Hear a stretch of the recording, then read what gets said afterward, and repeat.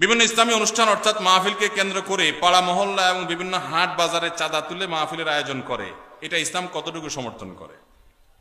ভাইরা আমার, আপনারা করছেন নি? কিরকম করছেন? ফিতা দিয়া? মাশাআল্লাহ মাশাআল্লাহ, এটা একটা মেসালে মাহফিল। এই মাহফিল এটা হয় নাই, আল্লাহ শুকর। আমাদের যখন আমরা মাহফিল করতাম, এখন তো মাহফিল করি না আমি, যখন আমি মাহফিল করতাম আমার একটা ফর্ম ফিল আপ করতে হইতো। ওখানে 12-13টা শর্ত দেওয়া থাকতো, এর ভিতরে একটা হলো এইটা। আমরা লিখে দিতাম যে এই মাহফিলের টাকা কিভাবে জোগাড় হবে সেটা আমাদেরকে বুঝাতে হবে আগে। এরপরে এই রাস্তাঘাটে গণকালেকশন হবে কিনা এটা আমরা জানতে চাইতাম, যদি হয় সেই মাহফিলে আমরা যেতাম না।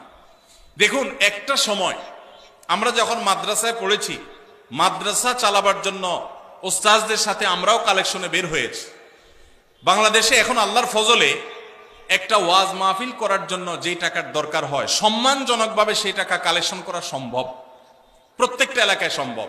কিছু মানুষের খাসলত আছে যে রাস্তাঘাটে নামাজ ছাড়া তাদের কোনো কাজ হয় না।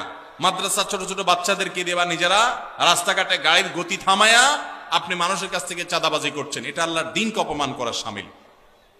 আপনাকে বলে কে লাখ টাকার বক্তা হায়ার করার জন্য, যে বক্তাকে লাখ টাকা না দিলে আসবে না, সেই বক্তার টাকা জোগাড় করার জন্য রাস্তা আল্লাহর দ্বীনকে বেইজ্জত করছেন। এটা দ্বীনের খেদমত নয়, এটা দ্বীনের ক্ষতি করা। আল্লাহ আমাদেরকে বোধোদয় যেন হয় সেই তৌফিক দান করুন। ভাইরা আমার, যতটুকু লোড নিতে পারবেন ততটুকু করবেন। কে বলেছে? আল্লাহ আপনাকে বলেছে যে তুমি একেবারে সবচেয়ে ভাইরাল হুজুর নিয়ে আসো যে লাখ টাকার বান্ডিল ছাড়া যাবে না? কে বলছে? অনেক মুখলেস উলামা একরাম আছেন, সাদা মাটা কথা বলবেন। হেদায়েতের মালিক কে? আল্লাহ রাব্বুল আলামিন। আমাদের পূর্বসূরীদেরকে দেখবেন অনেক সহজ সরল কথা বলেছেন, হাজারো মানুষে হেদায়েত হয়ে গেছে। কত মায়ের পেছের কথা আমরা বলি, হেদায়েত মানুষের হয় না, জোয়ার হয়, হেদায়েত হয় না। আল্লাহ আমাদেরকে সেরকম মাহফিল করার তৌফিক নসিব করুন।